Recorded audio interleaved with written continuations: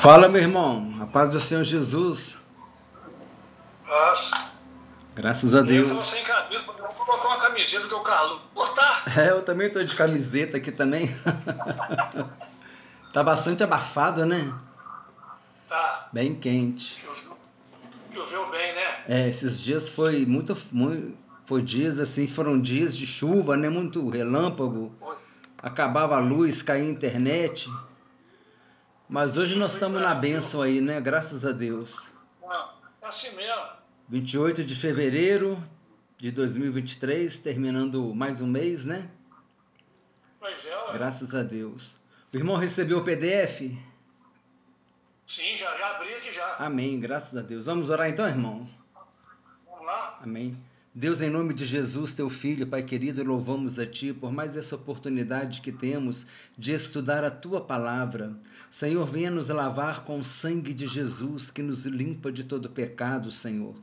Venha nos habilitar, Pai querido, a estarmos agora na Tua presença, Senhor, recebendo a iluminação, a revelação, a inspiração do Espírito Santo sobre as nossas vidas, ó Pai. Para que nós possamos, ó Deus, aprender do Senhor por meio da Tua Palavra. Colocamos nossas vidas diante de Ti, agradecemos esta rica oportunidade, em nome de Jesus. Amém. Amém, meu irmão? Amém. Graças a Deus. Amém. Então vamos para a leitura bíblica.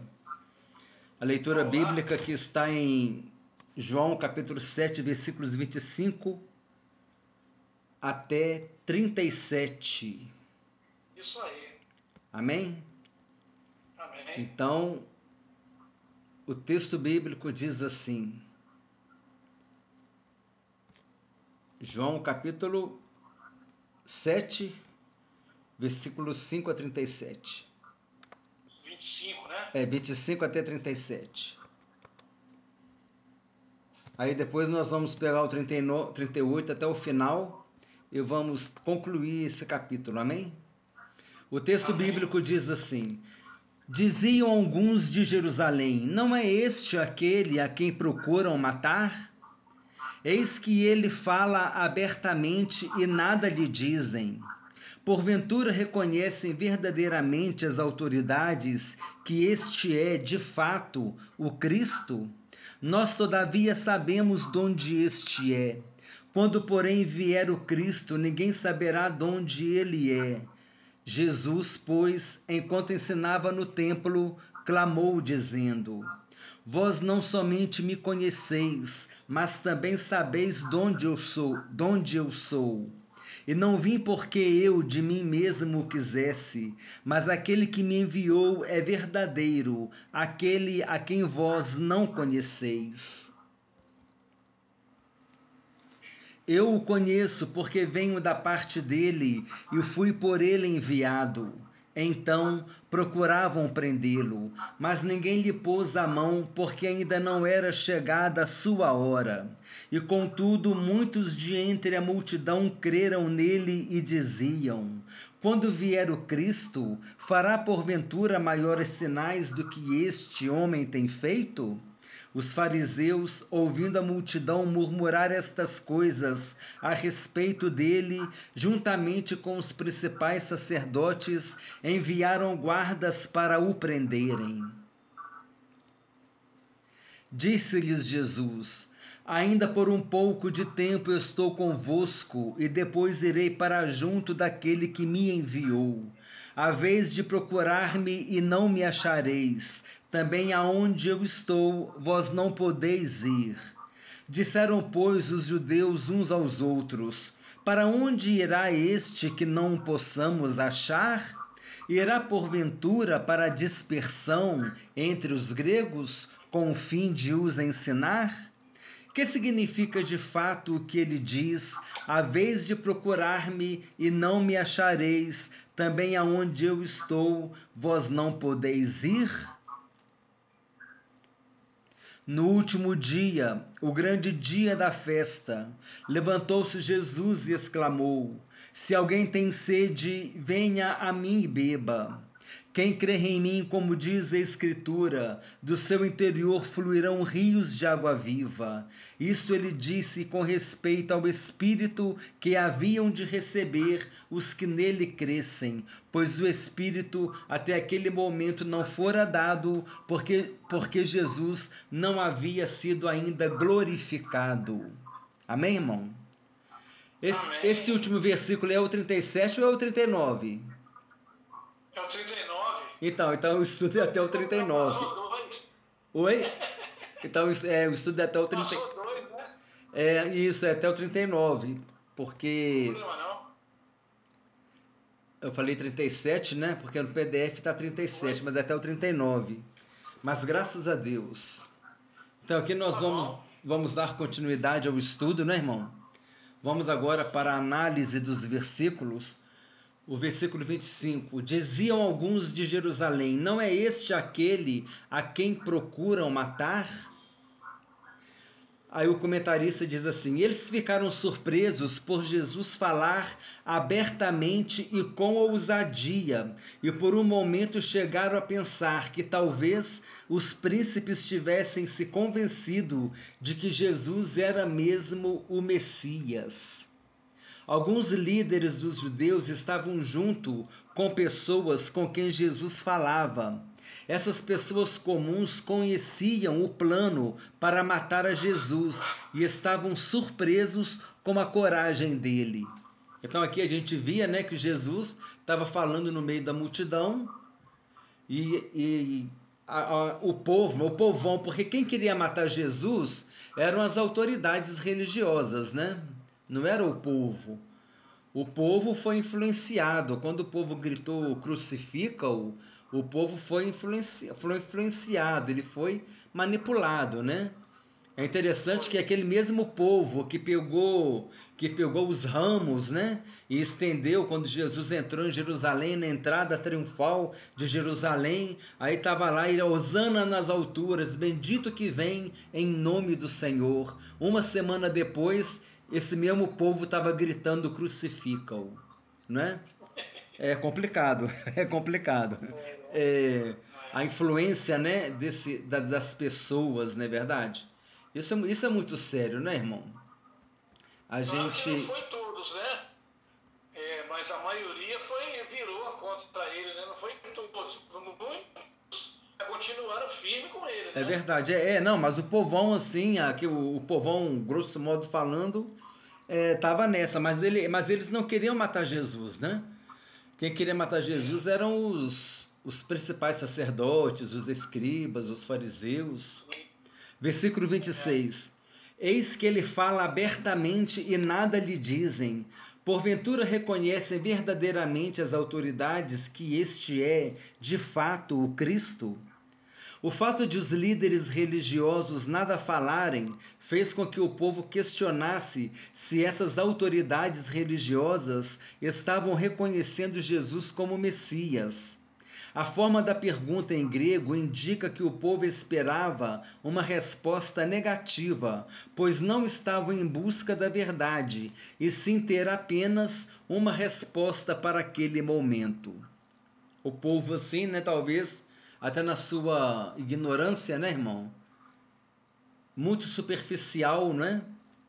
Querendo apenas uma resposta para aquele momento. Será que o povo será que as autoridades estão realmente considerando que esse que está falando tão corajosamente é o Cristo?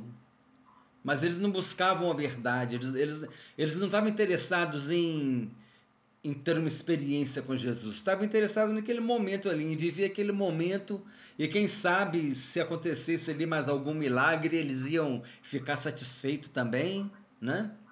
Estava buscando coisas superficiais, mas é por isso que a gente tem que despertar no nosso coração, que a gente tem que aprofundar a nossa busca em Deus. Deus disse assim: buscar-me-eis e me achareis quando me buscardes de todo o vosso coração. Oséias disse: conheçamos e prossigamos em conhecer o Senhor, não é? Quer dizer, não é só conhecer, não é só ter aquela experiência, mas é prosseguir em conhecer. Você conhece uma pessoa, e como é que você vai prosseguir em conhecer essa pessoa? Convivendo com ela. E é isso que nós temos que fazer, conviver com Jesus, né? E a gente tem que tomar cuidado para a gente não ter uma vida superficial, não é verdade? Eu tenho uma mensagem muito interessante, né? Que de Deus ele quer nos levar para as águas profundas. Quando Jesus estava com os discípulos, né? Aí Jesus falou assim: olha, vocês vão lançar a rede, mas os discípulos eles foram para águas profundas. Por quê? Porque ali na beira da praia ali não dava para lançar rede. Que se lançasse rede na beira da praia, eles iam buscar pedra e areia, né? Isso que eles iam buscar, né? Agora, para buscar peixe, tinha que ir em águas profundas. É isso que Deus quer. Deus quer que a gente vá em águas profundas, porque em águas profundas, né? Nas águas profundas do Espírito Santo, Ele vai revelar a grandeza dele para nossas vidas.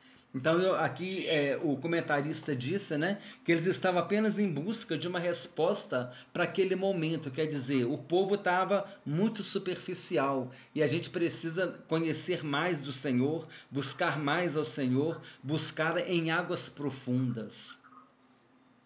Versículo 27. Nós, todavia, sabemos de onde este é. Quando, porém, vier o Cristo, ninguém saberá de onde ele é. Eles conheciam Jesus, né? Não é este o filho de José, filho de Maria? Não tem ele 4 irmãos e 2 irmãs? Aí eles começaram a falar por quê? Começaram a falar por quê? Porque eles conheciam o seio familiar de Jesus, né? Ao que parece, o povo judeu esperava que o Messias aparecesse do nada, de repente. Eles achavam que, como sabiam da origem familiar de Jesus, ele não poderia ser o Messias. Eles não conheciam as Escrituras, pois o profeta Miqueias havia profetizado que o Messias viria de Belém. Olha só, eles falaram: ninguém saberá de onde virá o Messias. O Cristo, ninguém saberá. Eles falaram isso.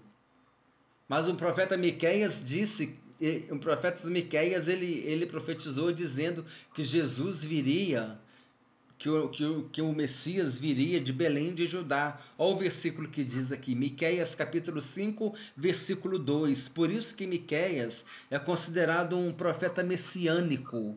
Profeta messiânico são aqueles profetas que falaram, que profetizaram a respeito do Messias. Salmos messiânicos são aqueles que falam a respeito do Messias. Olha o que Miqueias disse. E tu, Belém, Efrata, pequena demais para figurar como grupo de milhares de Judá, de ti me sairá o que há de reinar em Israel, e cujas origens são desde os tempos antigos, desde os dias da eternidade. Miqueias capítulo 5, versículo 2. O povo apoiava sua dúvida no fato de saber a respeito da origem de Jesus. Por isso esperava uma resposta negativa, a resposta negativa de que Jesus não era o Messias. Eles queriam ouvir que Jesus não era o Messias. Mas eles estavam ignorando o quê? A profecia. Ninguém sabe de onde que vem o Messias. Sabe sim, Miqueias profetizou, capítulo 5, versículo 2. E tu, Belém Efrata, terra de Judá, né? uma das cidades de Judá, de ti virá, de ti nascerá o que há de reinar em Israel, profecia de Miqueias.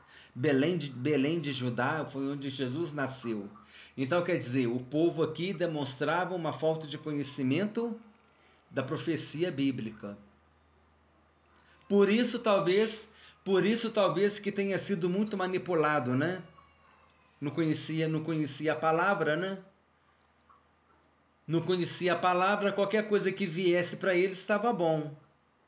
E esse é o grande problema hoje daqueles que dizem que são cristãos, crentes, católicos, né? Cristãos, né? Crente católico são cristãos. Por que o crente é cristão e o católico é cristão?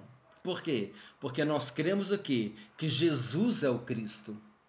Nós cremos que Jesus é o Senhor, é o Salvador, que Ele morreu na cruz para nos salvar, que Ele é o Verbo divino, que Ele é a terceira pessoa da Trindade, a segunda pessoa da Trindade. Nós cremos em tudo isso, então nós somos cristãos. Quem não crê que Jesus é o Filho de Deus, e que Jesus é o Emanuel, o Deus conosco, esse não é cristão. Porque cristão é justamente aquele que crê que Jesus é o Cristo. Então hoje acontece a mesma coisa. O povo não conhece a palavra, não conhece a Bíblia. Aí vem alguém aí, né?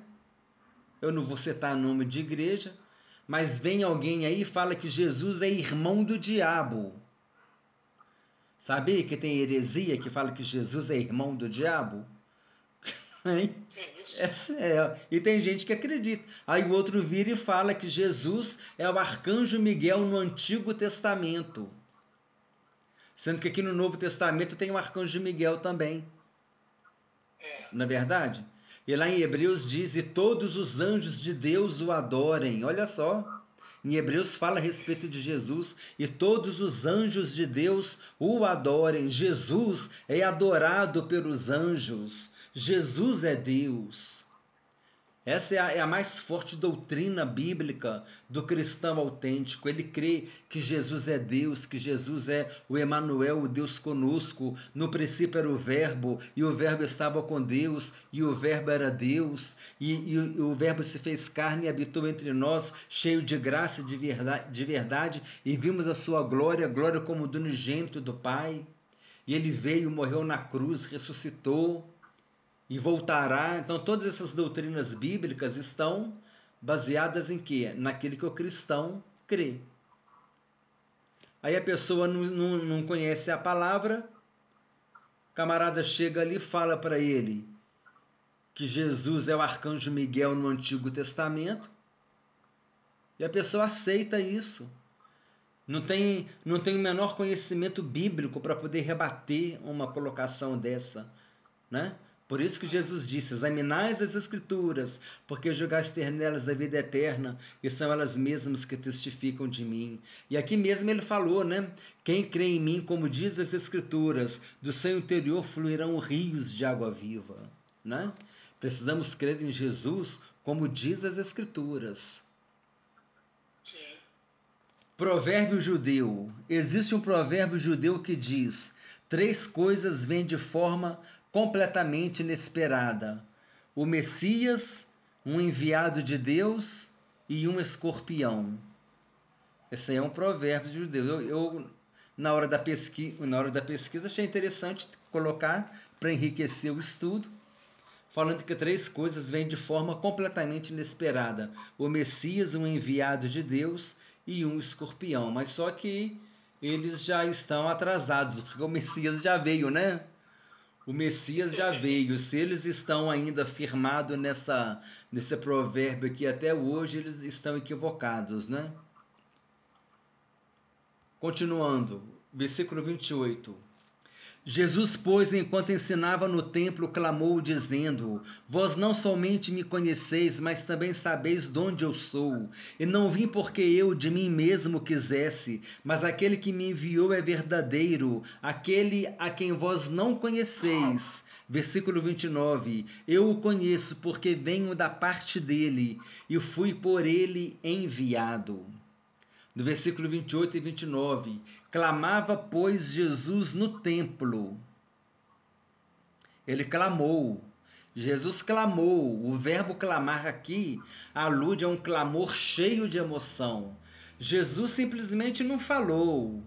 Ele não só falou, mas ele clamou. É como que se estivesse fazendo um apelo, como que ele estava colocando emoção na palavra dele. Porque o que ele queria que aquelas palavras fizessem um movimento naqueles corações, né? Para que aquelas vidas pudessem entender a verdade que ele estava trazendo. Aqui, vós não somente me conheceis, mas também sabeis de onde eu sou. E não vim porque eu de mim mesmo quisesse, mas aquele que me enviou é verdadeiro, aquele a quem vós não conheceis. Eu o conheço, porque venho da parte dele, eu fui por ele enviado. E a maior prova que Jesus conhecia Deus eram os milagres que ele fazia, né? Uma das grandes provas eram os milagres que ele fazia. E a autoridade com que ele falava, a sabedoria com que ele falava, os fariseus vinham questionar Jesus, Jesus respondia com sabedoria, os escribas, Jesus também vinha questionar Jesus, Jesus respondia com sabedoria. Continuando, vós me conheceis e sabeis de onde sou. Jesus lembrou aos líderes judeus de que eles sabiam de onde ele era. Mas o problema é que eles não conheciam a Deus, que havia enviado Jesus. Ele explicou aos líderes que conhecia a Deus, que era de Deus e que havia sido enviado por Deus. Os judeus conheciam a natureza humana de Jesus, mas não conseguiam perceber o seu relacionamento com Deus, de quem ele tinha vindo. Eles conheciam a natureza humana de Jesus porque sabia qual era a família de Jesus, quem era José, quem era Maria, os seus irmãos. Mas eles não conseguiam perceber o relacionamento dele com Deus, de quem ele tinha vindo. E como Jesus demonstrava, né, como nós falamos agora, com tantos milagres, com tanta autoridade, com tanta sabedoria, ele fazia a obra de Deus, o ministério terreno de Jesus foi desenvolvido com tanto poder, com tanta sabedoria, e as pessoas não conseguiam perceber o relacionamento dele com Deus. Porque estava o quê? Com o coração endurecido. A gente precisa desenvolver esse relacionamento com Deus, não é? E quando a gente está bem com Deus, está desenvolvendo um relacionamento com Deus, está em comunhão com Deus, as próprias pessoas percebem que tem alguma coisa diferente, né? Por quê? Porque Jesus falou, aquele versículo que eu falei aquele dia, vós sois uma cidade edificada sobre o monte, não se pode esconder uma cidade edificada sobre o monte, né? Você passa assim, lá no monte tem uma igreja, tem um prédio, ninguém esconde, por quê? Porque está no monte. Espiritualmente falando, Jesus é o monte, e nós somos edificados em Jesus. Então, mesmo que você não queira, você está em evidência. Mesmo que você não queira, mesmo que a gente não queira, a gente está em evidência, a gente está sendo observado. Paulo falou que nós somos carta lida por todos. Então, a gente precisa estar sempre vigiando, né? Principalmente para não escandalizar, para não dar um testemunho contra aquilo que realmente a gente deve fazer, né? Que é brilhar, né? Jesus disse assim, brilhe a vossa luz diante dos homens, para que o vosso Pai que está no céu seja glorificado, né? Agora, eles aqui não estavam conseguindo perceber o relacionamento que Jesus tinha com Deus. Versículo 30. Então procuravam prendê-lo, mas ninguém lhe pôs a mão, porque ainda não era chegada a sua hora. Os líderes religiosos procuravam prender Jesus porque ele afirmava sua origem divina. Deus estava no controle e não permitiu que alguém tocasse nele. Somente mais tarde, 6 meses depois, Jesus seria crucificado. Então, é a soberania de Deus, né? Ninguém tocaria em Jesus antes da hora. Porque ainda não é chegada a minha hora.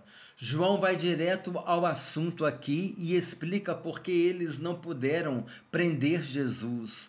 Deus é soberano e somente ele controla o tempo. Aplicação. Assim como Deus foi com Jesus, também é conosco. Ninguém pode tocar-nos sem que Deus permita. João capítulo 10, versículo 29. Acredito que aqui seja 1 João capítulo...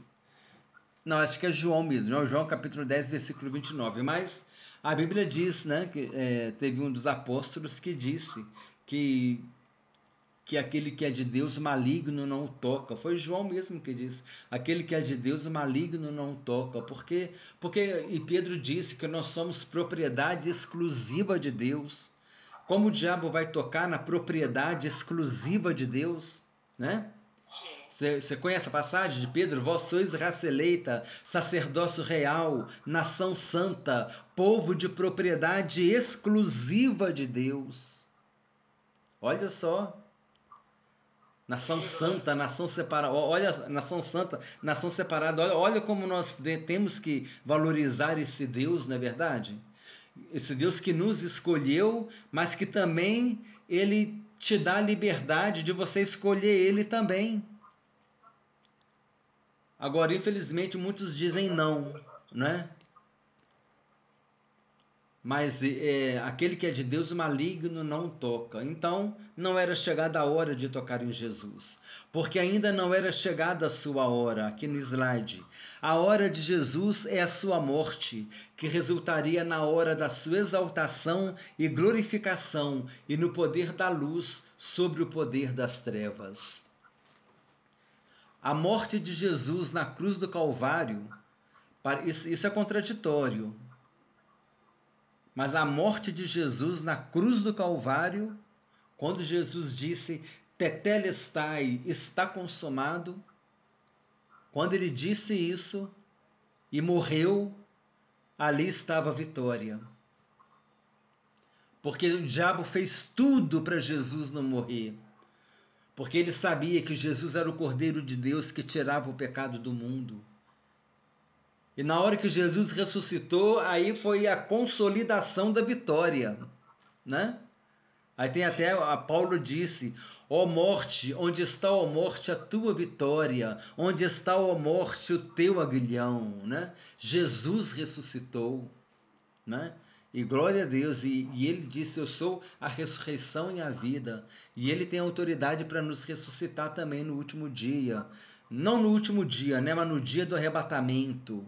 No dia que ele voltar, né, os mortos em Cristo ressuscitarão primeiro e os vivos serão transformados e ambos subirão, né, tanto os mortos em Cristo quanto os vivos transformados, os salvos do Senhor Jesus, né? Os mortos em Cristo são os mortos salvos e os vivos salvos serão transformados, os mortos em Cristo ressuscitarão primeiro e ambos, esses dois grupos vão subir juntos e vão encontrar com o Senhor Jesus nos ares. Está lá em Tessalonicenses, 1 Tessalonicenses capítulo 5. Por quê? Porque Jesus ressuscitou, e quando ele ressuscitou, o que ele disse? Eu acho extraordinário esse versículo.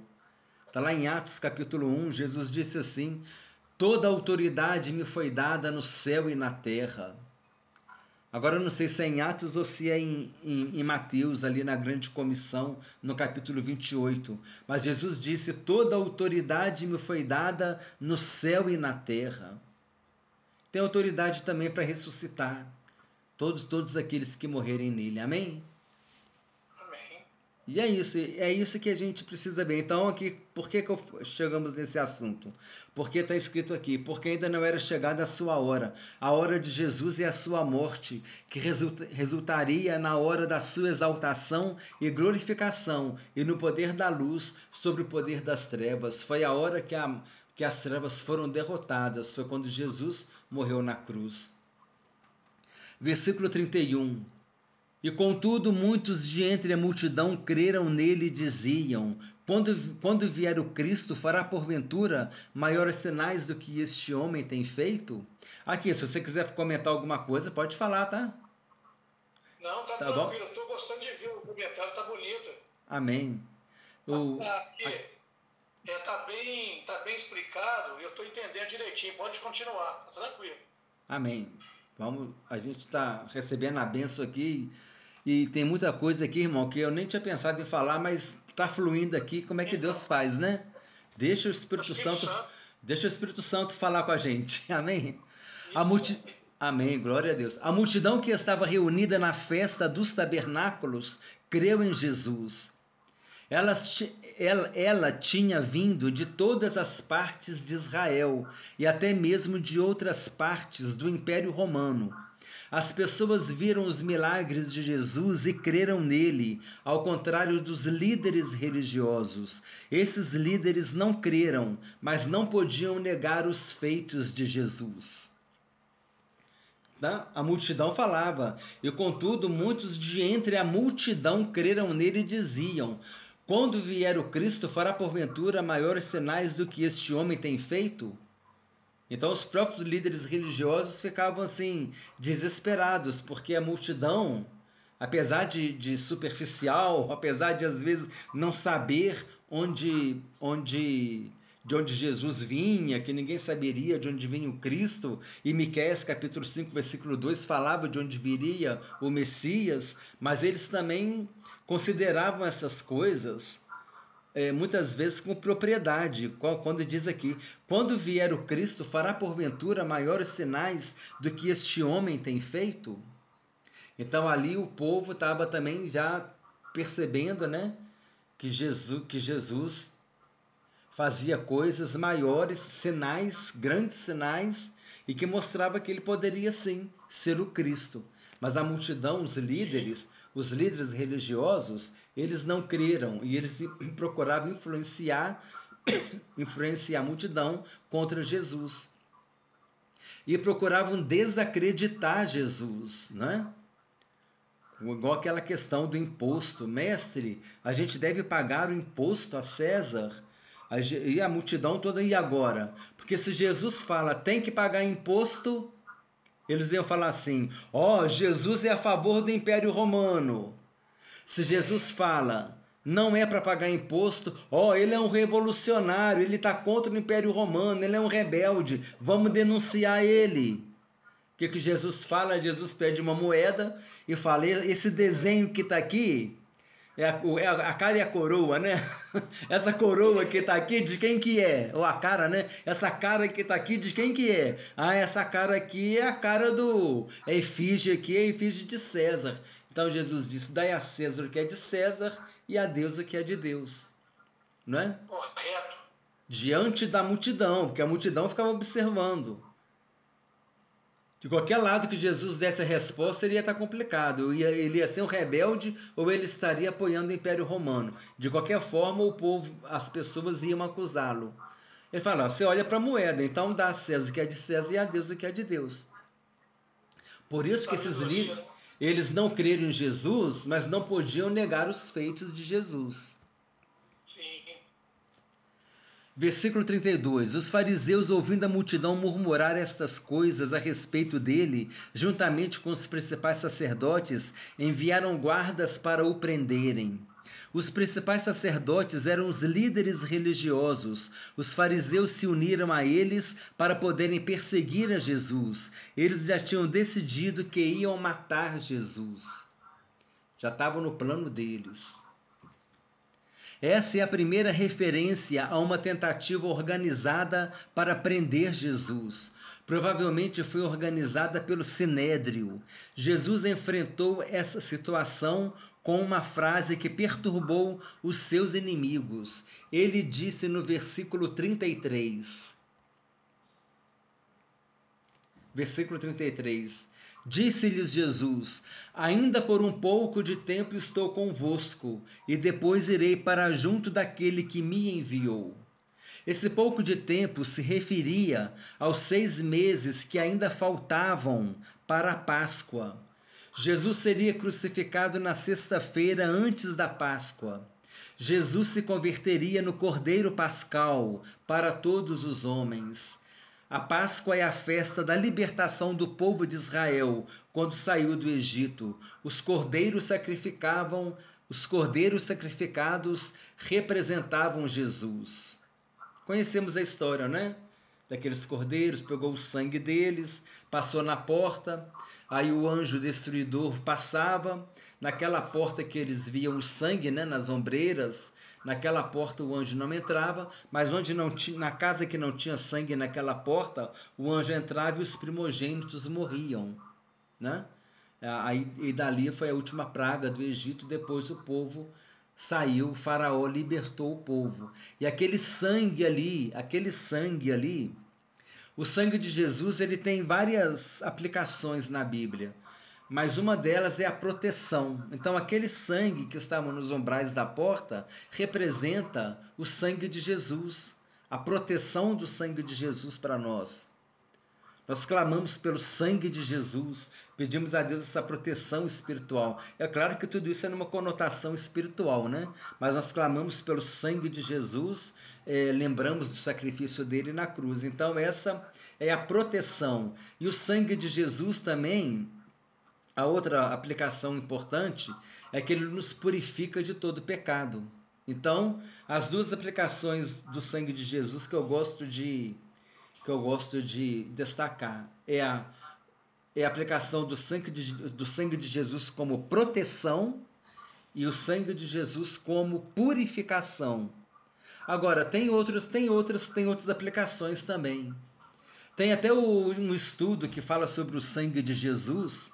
Eu vou até deixar no link aqui depois na descrição do vídeo, porque aí eu compartilho com você esse estudo sobre o sangue de Jesus, tá bom? Vale a pena você ouvir ele, porque é muito rico esse estudo sobre o sangue de Jesus. Jesus disse que voltaria para o Pai e realmente isso aconteceu em Atos capítulo 1, que narra a ascensão de Jesus. Atos capítulo 1, versículos 1 a 11. O tempo de Jesus na terra estava acabando. Logo ele seria crucificado, ressuscitaria e ascenderia ao Pai. Sua vida não estava nas mãos dos líderes religiosos, e sim nas mãos do Pai. O pouco tempo se refere à brevidade da encarnação de Jesus. Os judeus teriam pouco tempo para crer. Jesus viveu mais ou menos 33 anos e meio, né? Lá no início do Evangelho de Lucas diz que Jesus tinha aproximadamente 30 anos de idade quando ele começou o ministério dele. E por que as pessoas acham, né? Os estudiosos acham que Jesus ele teve por volta de 3 anos e meio? Porque registra 3 Páscoas, entendeu? Registra 3 Páscoas, ou seja, uma Páscoa de cada ano, até Jesus morrer.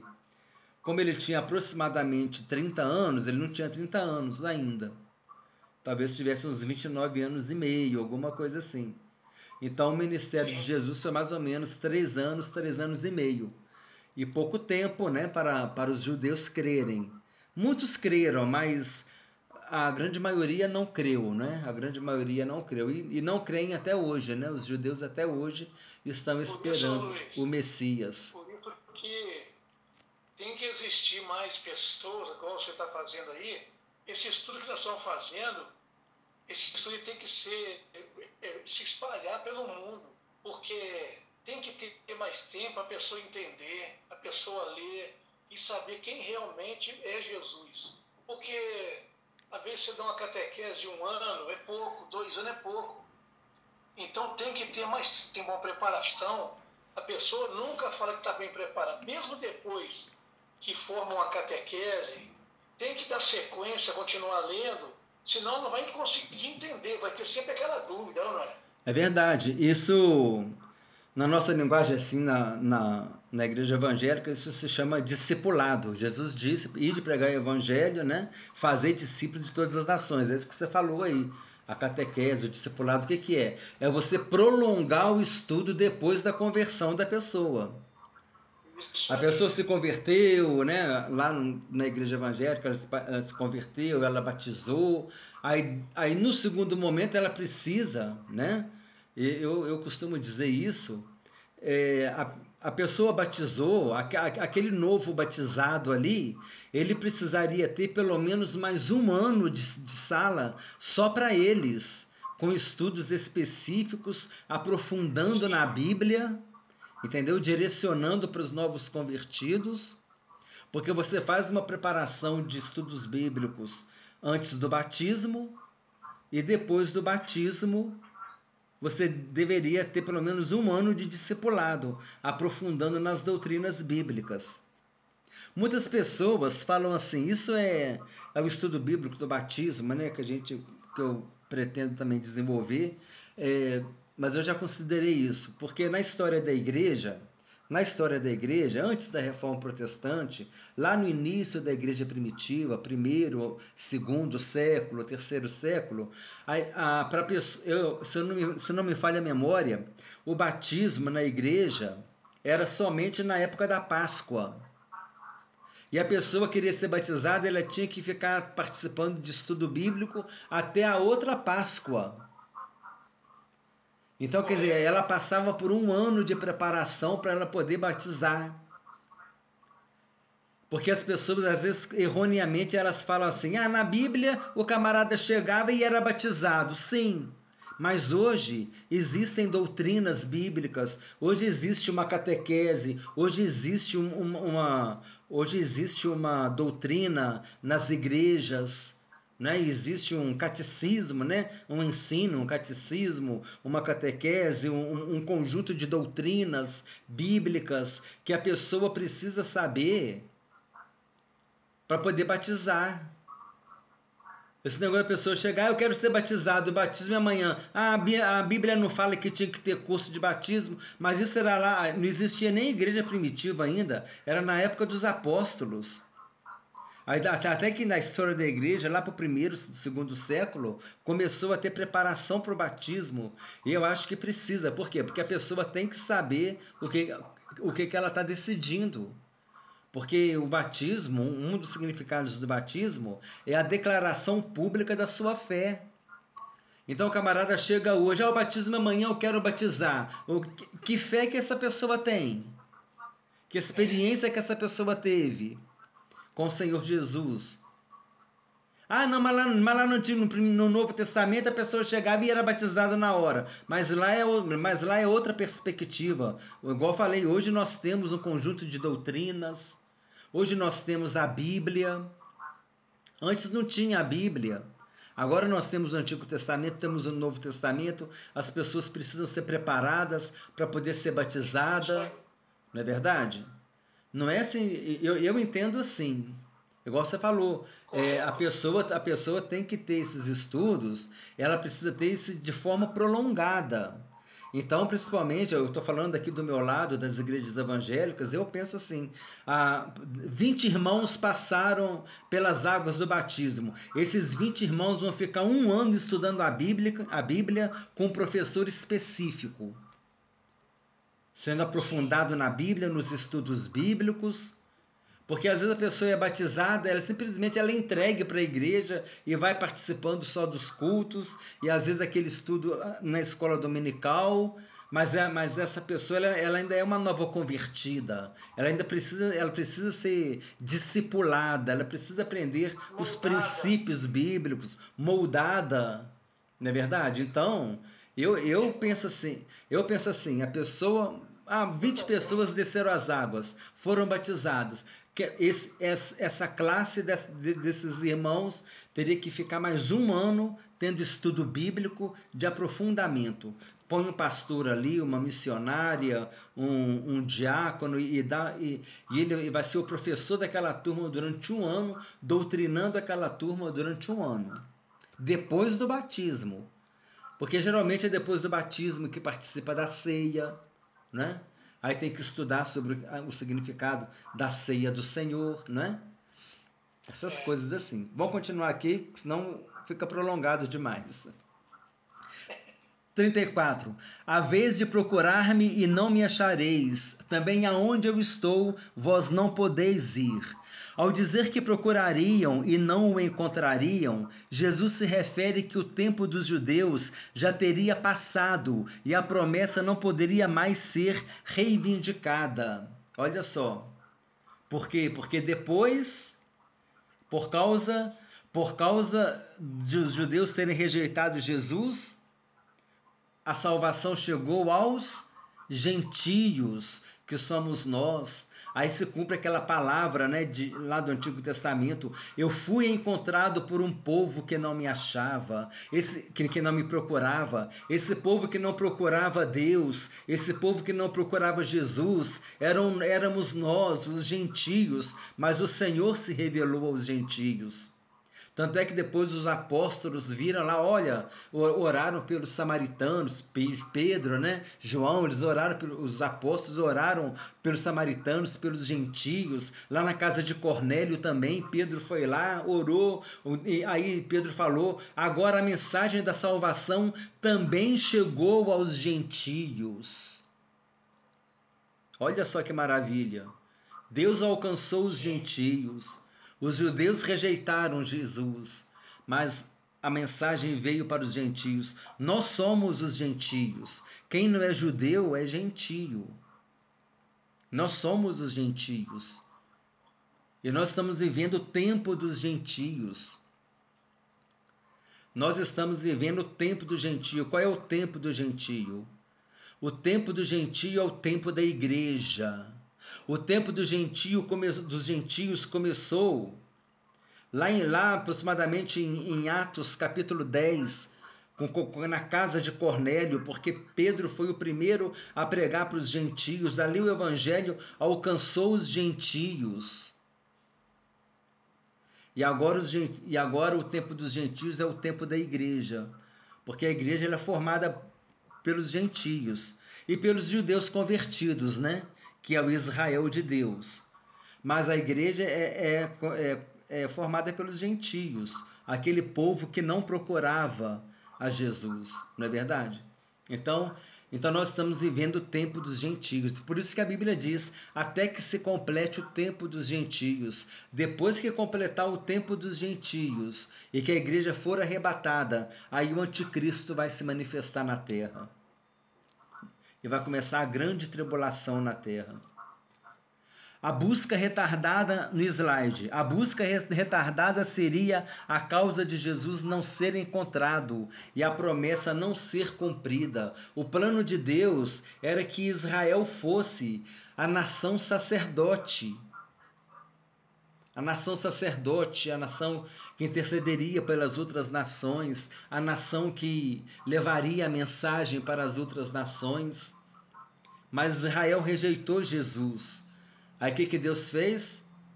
Deus levantou aquilo que nós falamos no início. Vós sois raça eleita, sacerdócio real, nação santa, povo de propriedade exclusiva de Deus. Essa nação santa, esse povo de propriedade exclusiva de Deus é a igreja do Senhor Jesus. Agora a igreja é a nação santa. A igreja é o sacerdote de Deus na terra, não Israel. Mas o plano de Deus era que Israel fosse a nação sacerdote. Mas Israel rejeitou Jesus. O que Deus fez? Deus elegeu outra nação.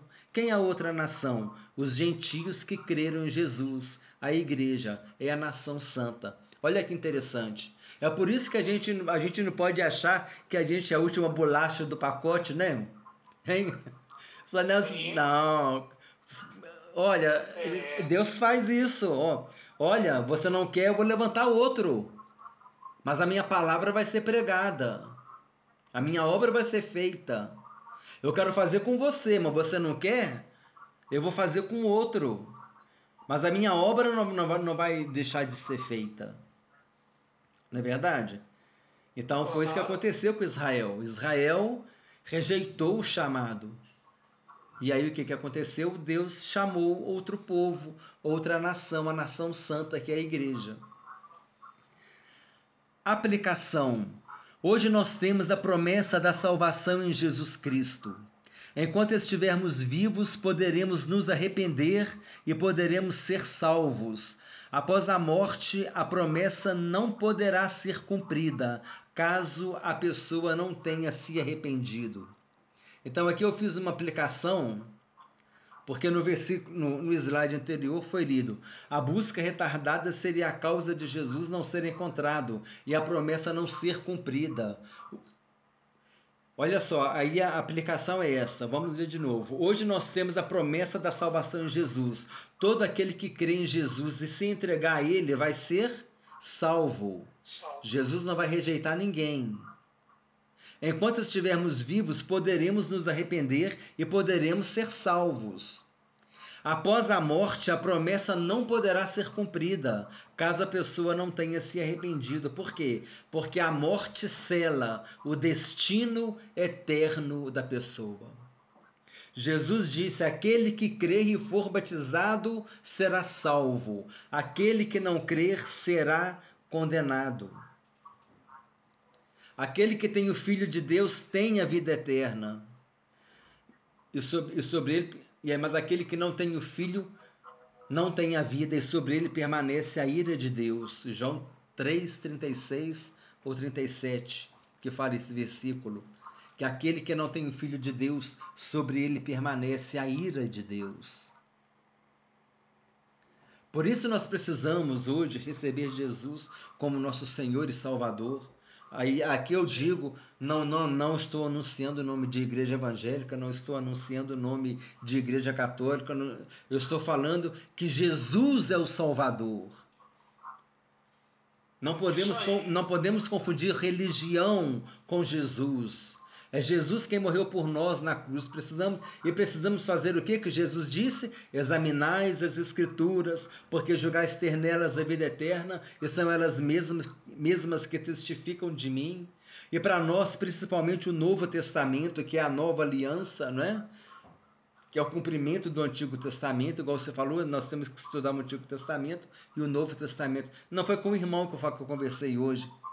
O Antigo Testamento é muito importante, porque ele é o anúncio do Novo Testamento.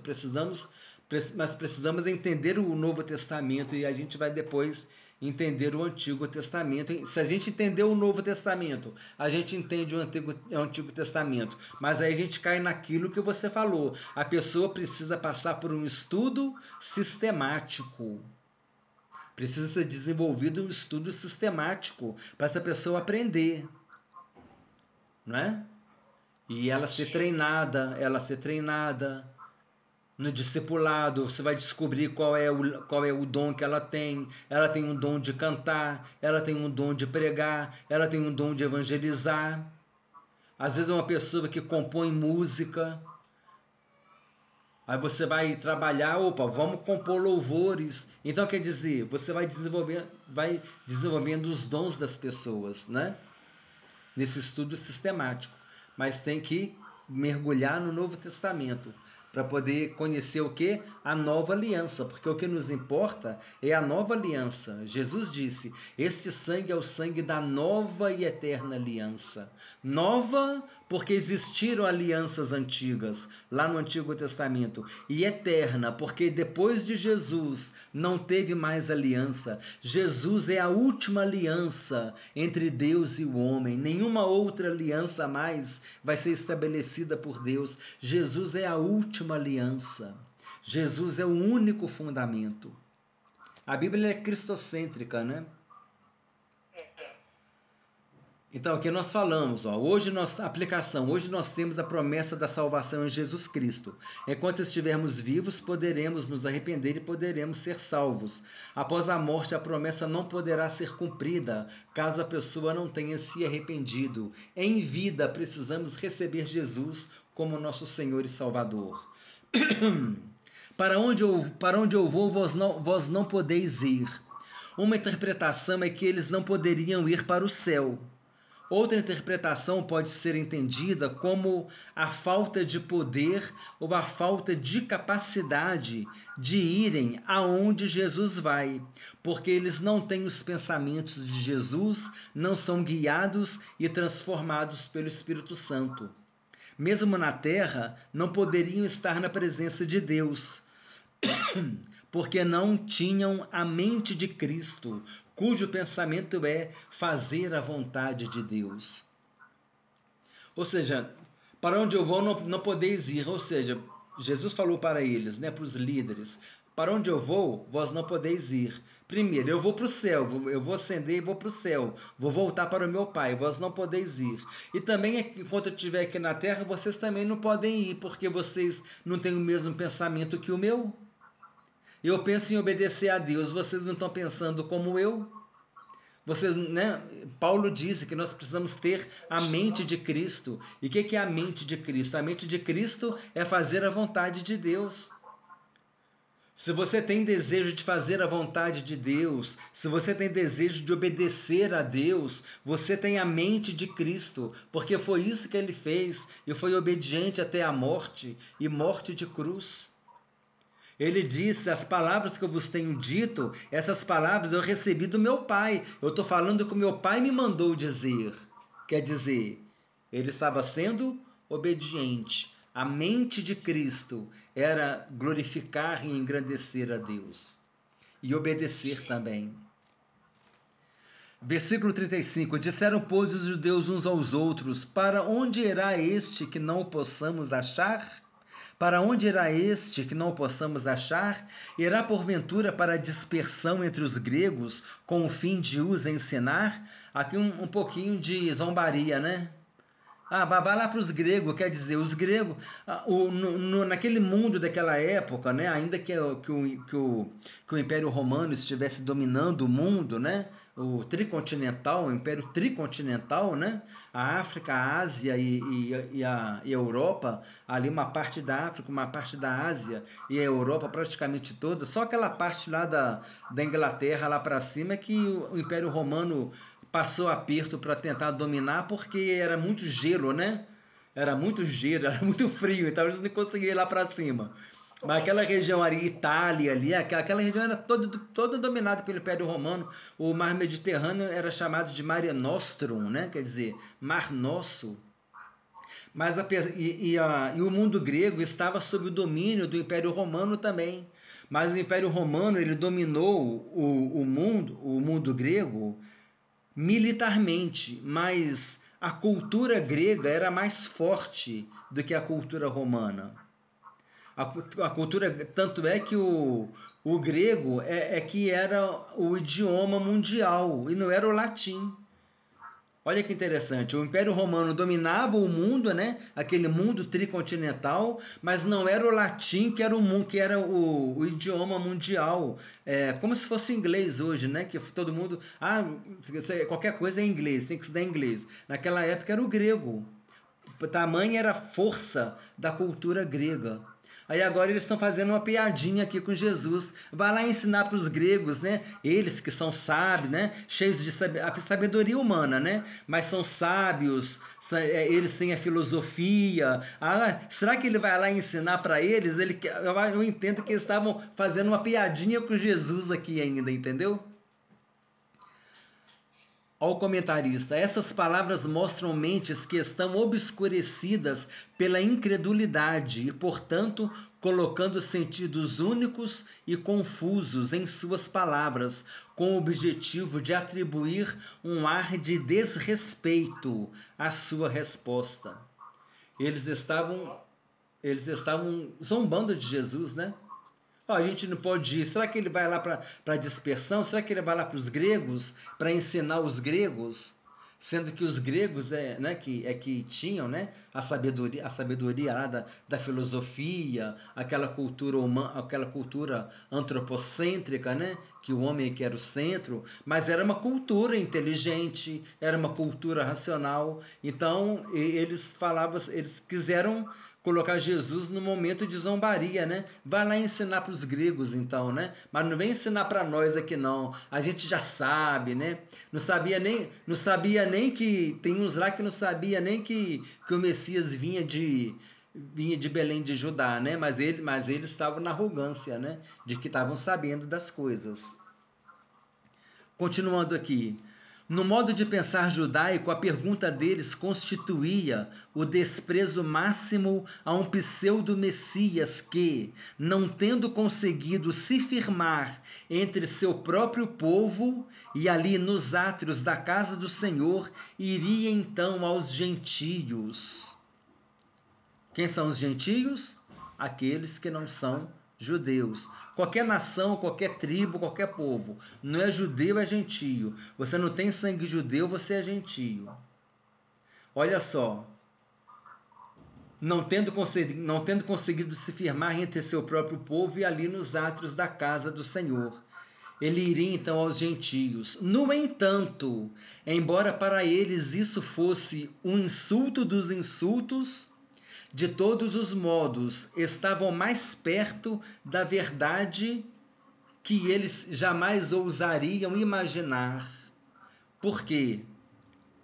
Olha só, eles falaram uma coisa e vai lá para os judeus, vai lá para os gregos, vai lá para os gentios ensinar, mas olha só. Os líderes judeus não entenderam o que Jesus estava dizendo. Eles pensaram apenas nos vários lugares por onde os judeus haviam sido espalhados. Podemos considerar essa palavra com certo teor profético, pois foi exatamente para esses países gentios, os gregos, que tomou curso o cristianismo primitivo. Roma e a Macedônia. E as 3 viagens missionárias de Paulo. As viagens missionárias de Paulo, porque Pedro, Tiago, João ficaram ali em Jerusalém, naquela área ali, né? Samarias, foram lá também. Mas quem é que foi pregar no mundo dos gentios? Jesus levantou Paulo para ser o apóstolo dos gentios. Quem foi pregar no mundo grego? Lá na Macedônia. Foi lá para Atenas, foi para Bereia, foi para Tessalônica, foi para Galácia, todo o mundo grego da época. Quem é que foi? Foi o apóstolo Paulo. E também foi lá para Roma também, né? Então, o que eu estou querendo dizer aqui? Que aquelas palavras deles já eram tipo uma profecia. Porque o ensino de Jesus chegaria lá também, não por meio de Jesus, mas por meio dos seus apóstolos. Coisa linda, né? Coisa maravilhosa. Está terminando. Versículo 36. Que significa de fato que ele diz: a vez de procurar-me e não me achareis, também aonde eu estou, vós não podeis ir?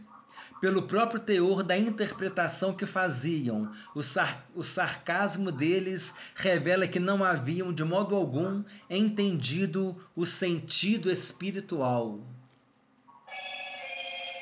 Os judeus não poderiam ir para o céu, primeira interpretação, e não poderiam estar na presença de Deus, porque não tinham os pensamentos de Jesus, não tinham os pensamentos de Jesus, ou seja, a mente de Cristo, não tinham a mente transformada e vida renovada pelo agir do Espírito Santo.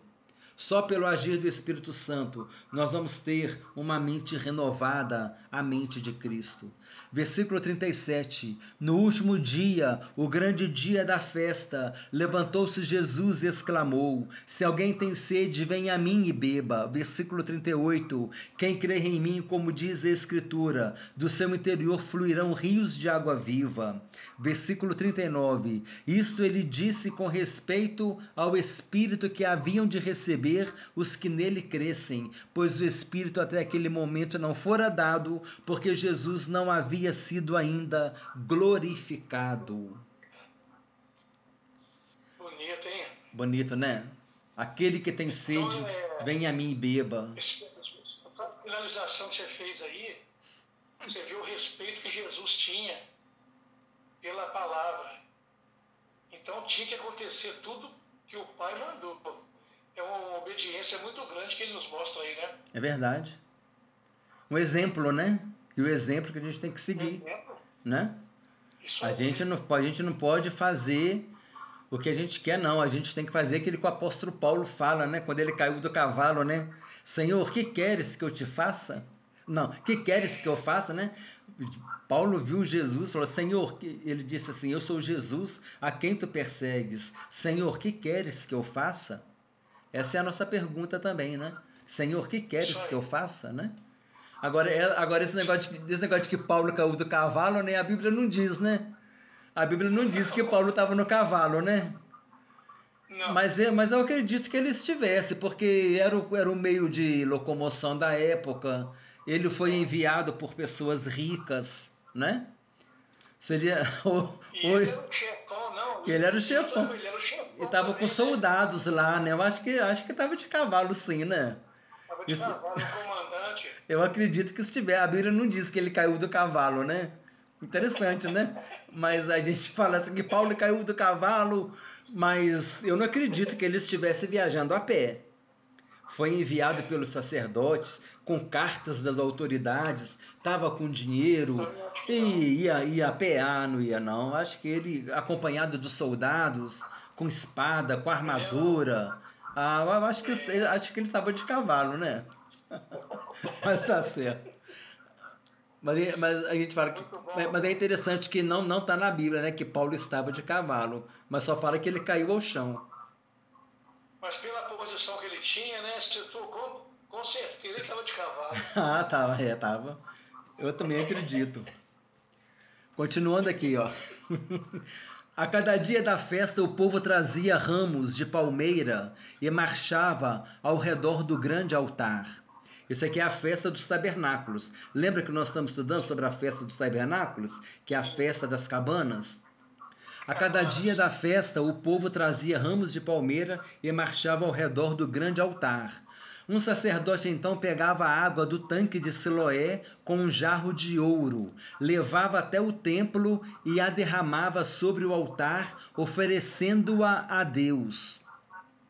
Essa cerimônia repleta de emoção era um memorial às águas que fluíram da rocha quando os israelitas vagaram pelo deserto. No último dia da festa, o povo marchava 7 vezes ao redor do altar, em memória às 7 voltas dadas ao redor dos muros de Jericó. É bem provável que, no exato momento em que o sacerdote derramava água sobre o altar, Jesus tenha clamado em alta voz: "Se alguém tem sede, que venha a mim e beba." Comentário final. O clímax do significado da vida, dos ensinos e da morte de Cristo, como relatado na festa dos tabernáculos, veio no último dia, o grande dia da festa.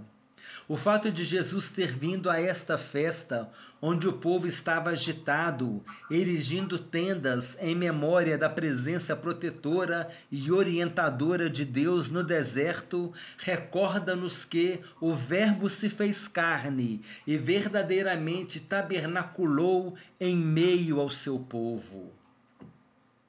Sim. Agora, o próprio Jesus, o Emanuel, o Deus conosco, estava presente. Já estava conosco. Agora já não era mais aquela presença que vinha. Não, agora ele estava no Antigo Testamento, né? Agora a presença era permanente. O Emanuel estava conosco, é o Deus conosco. E depois que ele foi, o que ele fez? Ele enviou o Espírito Santo de Deus. Ou seja, hoje Deus também está presente na igreja por meio do Espírito Santo, né? Sim. Muito bom, né? Interessante. O ritual do último dia da festa, que simbolizava a entrada dos israelitas em Canaã, era caracterizado por um plano cuidadosamente trabalhado. As multidões de peregrinos estavam em uma disposição festiva.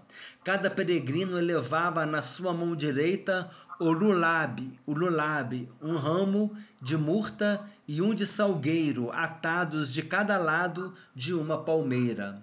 Na sua mão esquerda estavam o etrog, ramos de árvores sagradas, a chamada árvore do paraíso, uma espécie de limoeiro, que está lá em referência em Levíticos, capítulo 23, versículo 40. Os peregrinos dividiam-se em 3 grupos. Um preparava-se para o sacrifício matinal no templo, outro juntava os ramos de salgueiro para adornar o altar. O terceiro grupo, o mais importante, ia até o tanque de Siloé, de onde o sacerdote trazia água em um jarro dourado até o templo, despejando-a na base do altar como uma oferta líquida ou libação. Então essa era a cerimônia da festa dos tabernáculos. Enquanto a água era derramada, o grande Halel era entoado em 2 vozes. Halel, olha só que interessante. Halel, do hebraico, significa louvor. É uma oração judaica baseada em Terrilim. O que é Terrilim? Terrilim é louvores, que é utilizada como louvor e agradecimento, recitada pelos judeus nas festividades judaicas. O Halel completo, composto pelos Salmos 113 até 118, é recitado apenas nas festividades judaicas. Quer dizer, o louvor completo do Salmo 113 até o 118 era recitado apenas nas festividades judaicas. Além desses cânticos cantados, devemos também nos lembrar dos salmos de romagem, ou seja, os cânticos de romagem que os peregrinos cantavam quando estavam se encaminhando a Jerusalém para a celebração das festas. São os cânticos de romagem. Os cânticos de romagem são os salmos 120 até o 134. Olha que interessante. o grande louvor, né? O Halel completo, é o Salmo 113 até o 118, cantado lá na hora da cerimônia. Mas quando o povo estava viajando, eles cantavam os salmos de romagem, que são os salmos 120 até o 134. Sim. Aqui agora uma curiosidade, o significado da palavra aleluia. O que nós falamos que Halel significa? Louvor. Louvor. Termo da origem, então o significado da palavra aleluia. Termo da origem hebraica, que é aleluia. Aleluia é a soma de duas palavras, tá? Juntou duas palavras para falar aleluia. Termo de origem hebraica, que é a soma da palavra halal, que significa louvor, mais Yah, que significa Yahvé, de forma abreviada. Portanto, aleluia significa louvor ao Senhor. Entendeu? Legal, né? Halal é louvor. Yah é a abreviação de Yahvé. Então, Yahvé é Jeová, né? Senhor. Yahvé e Jeová, né? O Senhor. Halal significa louvor ao Senhor. No hebraico, a palavra é hifenizada, quer dizer, tem aquele tracinho. No hebraico, a palavra é hifenizada, de tal modo que os dois elementos aparecem distintos. Porém, nos demais idiomas, tornou-se um termo composto, juntou tudo e ficou, no nosso caso, ficou aleluia. Eu acho que quase todos os idiomas falam aleluia, né? Do mesmo modo, né? Todos. Alguns pensam que foi imediatamente depois do rito simbólico de derramar a água, com a resposta em duas vozes, que Jesus pôs-se em pé e clamou dizendo: se alguém tem sede, venha a mim e beba. Quem crê em mim, como diz a Escritura, rios de água viva correrão do seu ventre, ou do seu coração, né? Os versículos 37 e 38. Então, que hora, quando o sacerdote estava com aquele vaso de ouro, né, aquele vaso dourado, derramando a água no altar, né? Estava lembrando daquelas águas, da água que saiu da rocha lá no deserto, né? Toda aquela simbologia. Jesus disse: quem quer vir após mim, quem tem sede, vem a mim e beba. Aquela água, aquela rocha no Antigo Testamento que deu água para o povo no deserto, Paulo faz uma referência que aquela rocha era Cristo. Era uma referência espiritual, que aquela rocha representava Cristo, a presença de Cristo no meio do povo. E do mesmo modo que aquela água saciou o povo lá no deserto, aquela rocha deu água e saciou o povo lá no deserto. Agora Jesus, que é a rocha da salvação, a rocha eterna, ele diz assim: quem crê em mim, como diz a Escritura, rios de água viva correrão do seu ventre. Aquele que tem sede, venha a mim e beba. Aqueles que tiveram sede lá no deserto foram naquela rocha que estava dando água e beberam aquela água. Agora Jesus disse: se você tem sede, venha a mim e beba, porque agora essa rocha agora sou eu, e a água que sai de mim é o Espírito Santo que eu dou para você.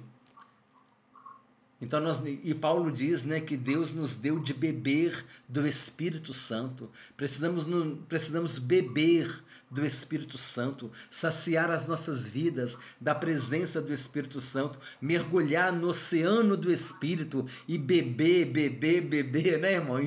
Embriagar da presença do Espírito Santo em nossas vidas, né? Paulo disse: não vos embriagueis com vinho, no qual há contenda, mas enchei-vos do Espírito Santo. O Espírito Santo é a água viva que Jesus dá para nós. E hoje essa água viva está fluindo de nós.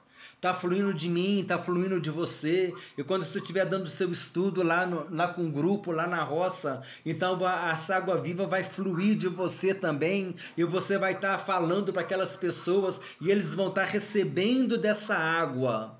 Porque Jesus disse, aquele que crê em mim, como diz a Escritura, do seu interior fluirão rios de água viva. Então você vai estar dando água viva para essas pessoas. O que é essa água viva? É a presença do Espírito Santo e vai saciar a sede espiritual deles, a necessidade que eles têm de beber da presença de Deus.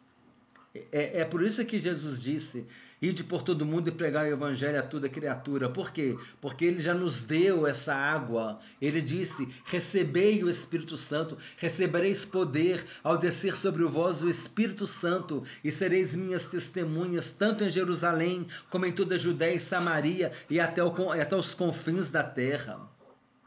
A gente precisa entender, irmão, o seguinte, o avivamento não é ficar falando em línguas, não é profecias, não é movimento de igreja, não é isso que é avivamento. O que caracteriza o avivamento é se a pessoa ela evangeliza. O que caracteriza uma igreja avivada é se aquela igreja é uma igreja evangelizadora. É se ela leva a palavra de Deus.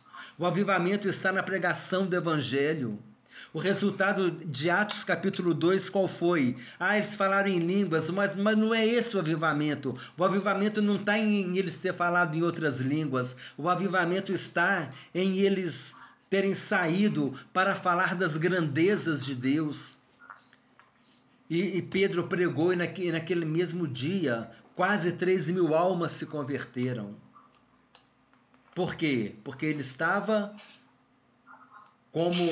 porque rios de água viva estava descendo, estava saindo dele. A Bíblia diz, Pedro, cheio do Espírito Santo, tomou a palavra. Olha, irmãos, como é que é isso? A importância de nós estarmos cheios da presença do Espírito Santo, mas por isso nós também temos que ir a Jesus, temos que ter o nosso momento com Deus, precisamos nos alimentar, precisamos beber desse Espírito Santo e depois essa água viva também vai fluir de nós.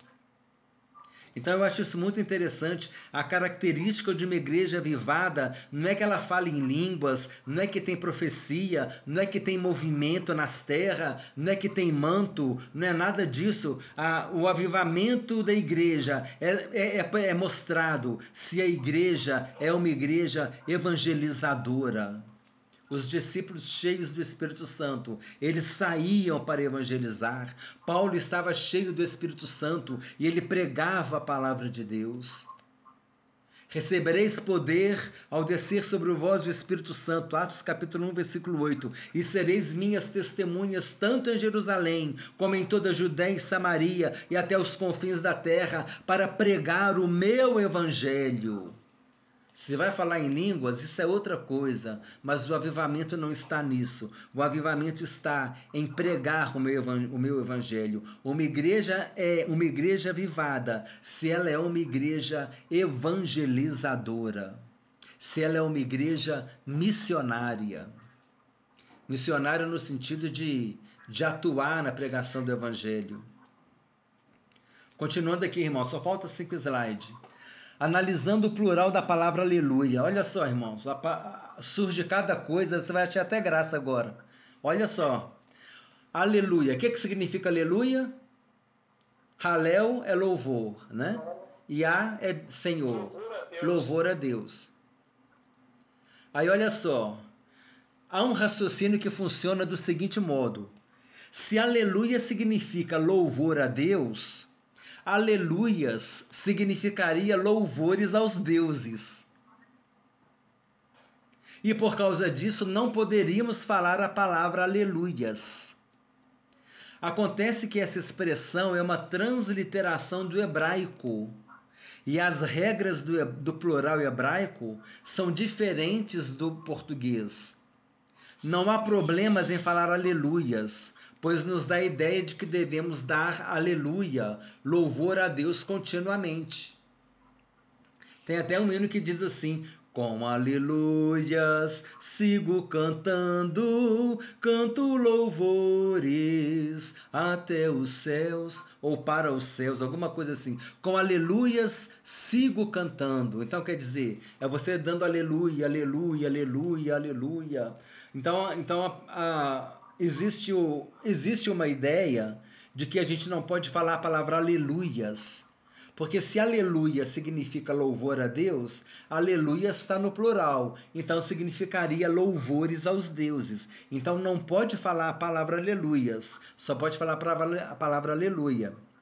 Mas você está aplicando aqui o quê? Uma regra do português, uma regra do plural do português. Só que isso é incoerente, por quê? Porque a aleluia é uma transliteração lá do hebraico. E o plural do hebraico é diferente do plural do português. Eu não posso pegar uma palavra hebraica e aplicar o plural do português nela. São idiomas diferentes. Então aqui a gente falar aleluias não tem problema. Eu entendo que não tem problema. Quando você está querendo falar aleluias, você está querendo dizer que você vai ficar falando aleluia, aleluia. Você vai dar muito aleluia para Deus. Então você vai dar aleluias para Deus. E aleluia significa louvor a Deus. Quando você está falando aleluia, aleluia, fala aleluia, aleluia. Você está falando glória a Deus. Pode ser essa interpretação também. Você está dando glória a Deus, está dando louvai a Deus, aleluia, louvai a Deus. Esse que é o significado da palavra aleluia. E se a gente falar aleluias no plural, eu não vejo problema, porque a gente não pode pegar o plural do português e aplicar numa palavra hebraica. Entendeu? Ficou entendido? Ficou explicado? Então pode falar aleluias, tá? Tá bom? Pode falar aleluias tranquilamente. Você está querendo dizer assim, que eu vou dar muito aleluia para Deus, vou dar muito louvor para Deus. É nesse sentido. E não no sentido de que você está falando glórias aos deuses. Não tem nada disso. Amém. Esse acontecimento no último dia, o grande dia da festa, ressalta diversas ideias de grande importância. Em primeiro lugar, temos Siloé, que significa enviado, lembrando-nos que, na nova ordem, Jesus é o enviado do Pai e pelo Pai, e ele cumpre tudo que já foi representado pelo tanque e pela cerimônia de derramamento da água. Em segundo lugar, pode-se ver que o que era externo e limitado, trazido do exterior para o templo, agora se torna interno, dinâmico, fluente e abundante. O simbolismo da festa. A vida cheia do Espírito é caracterizada pela abundância, tanto com relação à sua fonte, Jesus, a rocha que foi golpeada e da qual flui a corrente da vida, lá em Números, né, capítulo 20, versículo 8, e que Paulo faz a referência em 1 Coríntios, capítulo 10, versículo 4, aquela rocha que foi golpeada por Moisés e que deu água lá no deserto, como em relação ao seu fluxo, que deve alcançar todos os homens em todas as nações. Lucas capítulo 24, versículo 47 e 49, e Atos capítulo 1, versículo 8, que nós já consideramos, né? Recebereis poder ao descer sobre vós o Espírito Santo, e sereis minhas testemunhas, tanto em Jerusalém, como em toda a Judéia e Samaria, até os confins da terra. Finalmente, o relato anuncia o fato de que Jesus tornou o Pentecostes possível. O que é o Pentecoste? Aquela festa, 50 dias depois da Páscoa. 50 dias depois da Páscoa tinha a festa do Pentecostes. Jesus ressuscitou na Páscoa, né? No domingo, não foi? E a Bíblia diz que durante 40 dias Jesus ficou aqui na terra, aparecendo para as pessoas. Apareceu para os apóstolos 2 vezes, depois apareceu para Tiago, depois apareceu para mais de 500 irmãos. Não é verdade? Aí, quando Jesus foi elevado aos céus, o que Jesus disse? Permanecei na cidade, até que do alto sejais revestido do poder. Permaneceis na cidade onde? Permanecei em Jerusalém. Aí aqueles 2 discípulos a caminho de Emaús estavam desobedecendo. Eles foram embora, né? Jesus apareceu para eles, quando Jesus sumiu, eles voltaram para Jerusalém. Como que Jesus dizia: se eu não falei para ficar em Jerusalém, o que vocês estão fazendo aqui? Volta para lá, né? Vou dar um susto nessa turma. E botou os dois. Aí eles foram testemunhar que Jesus tinha aparecido para eles também. Quer dizer, Jesus fez eles voltarem para Jerusalém. Por quê? Porque Jesus tinha falado: permanecer na cidade até que do alto sejais revestidos de poder. E esse Espírito Santo desceu no dia do Pentecostes. Quer dizer, desde que Jesus foi levado ao céu até o dia do Pentecoste, se passaram mais 10 dias. Interessante, né? Você acompanhou o raciocínio? Da Páscoa até Pentecostes são 50 dias. Jesus ficou 40 dias aparecendo para todo mundo. Depois que ele foi elevado ao céu, ele diz: permanecer na cidade até que do alto sejais revestido de poder. Essa cidade era Jerusalém. Quase 120 pessoas estavam no tabernáculo quando o Espírito Santo desceu no dia do Pentecostes, no dia da festa do Pentecostes. Quer dizer, se Jesus ficou 40 dias depois que ele ressuscitou, e a festa do Pentecostes era 50 dias depois da Páscoa, e Jesus ressuscitou na Páscoa, e ele ficou 40 dias, então, desde quando Jesus foi elevado ao céu, até que ele derramou o Espírito Santo, passaram-se 10 dias. Né? O povo ficou 10 dias lá reunido no cenáculo, né? Reunido lá para poder, ficaram na cidade para poder receber o Espírito Santo. E os dois discípulos de Emaús, Jesus fez eles voltar, né? Aí eles voltaram para Jerusalém depois. O lugar de vocês é lá, o Espírito Santo vai descer, vocês estão aqui fazendo o que aqui em Emaús? Volta para lá. Eles voltaram, né? O último slide.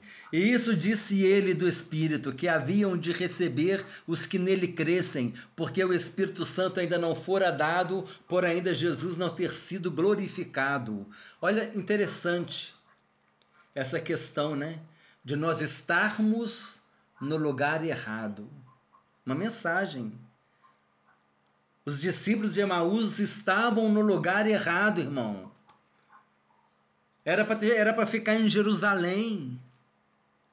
Mas se você ler a passagem lá, você vê que todo o diálogo deles com Jesus, e Jesus explicou Moisés, explicou as escrituras do que tinha que acontecer, e eles estavam no lugar errado, eles iam receber a bênção. Eles iam perder a bênção. Mas Jesus, o que Jesus fez? Não, vocês não podem perder a bênção, porque vocês também vão ser minhas testemunhas quando o Espírito Santo descer. Cleopas pode voltar para lá, e o outro também, que a Bíblia não diz o nome. E eles voltaram. Mas e muitas vezes isso acontece com a gente. Jesus manda a gente estar num lugar e a gente vai para o lugar errado. Não é verdade? E aí Jesus muitas vezes vem e interfere para a gente poder consertar. Como Jesus fez com os discípulos de Emaús. É uma mensagem muito profunda essa. O perigo de estar no lugar errado, você perde a bênção de Deus. O último slide, irmão. E isso disse ele do Espírito, que haviam de receber os que nele crescem, porque o Espírito Santo ainda não fora dado, por Jesus não ter sido ainda glorificado. Versículo 39. O que Jesus disse lá na oração sacerdotal, João capítulo 17? Jesus disse assim: Pai, glorifica-me com a glória que eu tive junto de ti antes que houvesse mundo. Olha só, antes que houvesse mundo, Jesus já estava com Deus. Jesus é Deus. Aí, o que Jesus fez? Quando ele morreu, ele glorificou a Deus, né? Ele glorificou a Deus. Um sermão para o domingo de Pentecostes, intitulado Pentecostes Profetizado, pode ser claramente visualizado aqui. O Pentecostes simbolizado.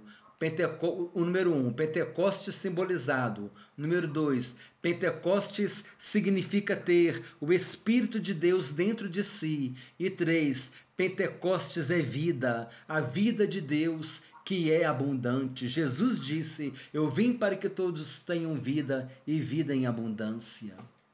Ainda que a gente esteja na luta, na provação, no momento difícil, na dor, mas a gente tem vida em abundância. Eu estava pensando outro dia, só para terminar, irmão, só para concluir, eu estava pensando outro dia que o nosso culto ele não pode ser emocional. O nosso culto ele tem que ser racional. O Romanos capítulo 12, Paulo fala que nós devemos oferecer a Deus um culto racional. O que é culto racional? É culto de raciocínio, é culto de inteligência, é culto de consciência. E muitas vezes o que acontece com a gente? A gente não oferece a Deus um culto racional, a gente oferece a Deus um culto emocional, onde as emoções dominam.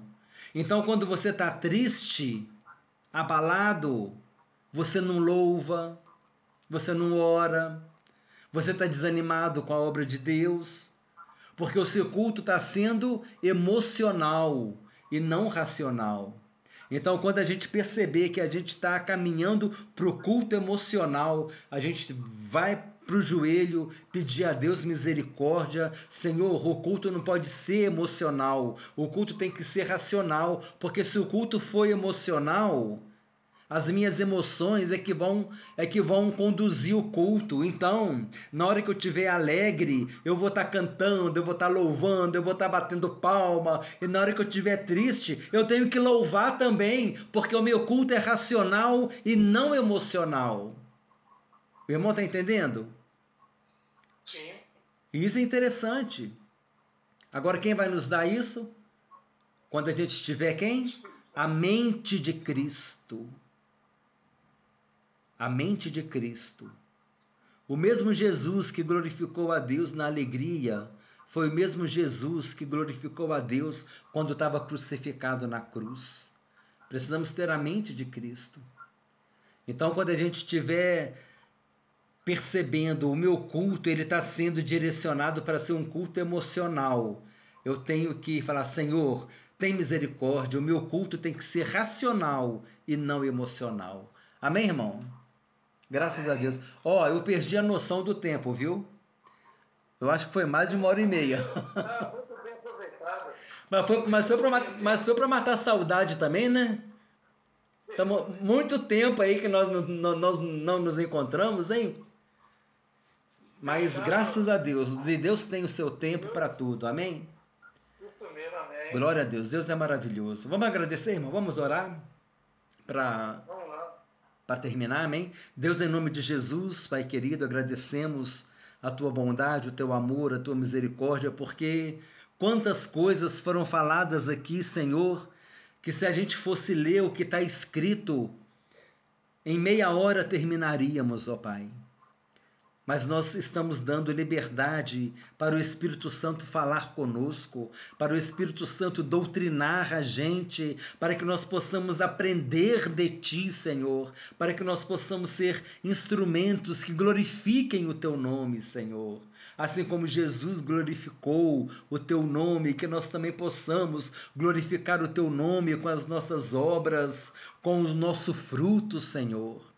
Tem misericórdia de nós, conhece as nossas fraquezas, conhece as nossas dificuldades, os nossos temores, estende a tua mão, toma-nos pela mão, Senhor, e guia-nos, nos ensinando no caminho que a gente deve seguir. Fica conosco, Senhor, essa promessa é tua. O Senhor disse: nunca te deixarei, jamais te abandonarei. Eis que estarei convosco todos os dias, até a consumação do século, e enviarei o Espírito Santo, que permanecerá para sempre convosco. É a presença do Pai, é a presença do Filho, é a presença do Espírito Santo. O nosso Deus é o Deus presente, e te glorificamos por isso, porque nós não somos merecedores, mas tudo isso é por causa da tua graça, da tua misericórdia e do teu amor, e nós te agradecemos em nome de Jesus. Amém. Amém, irmão. Graças a Deus. Amém. Glória a Deus. Assim a gente termina o estudo. Uma grande bênção para as nossas vidas.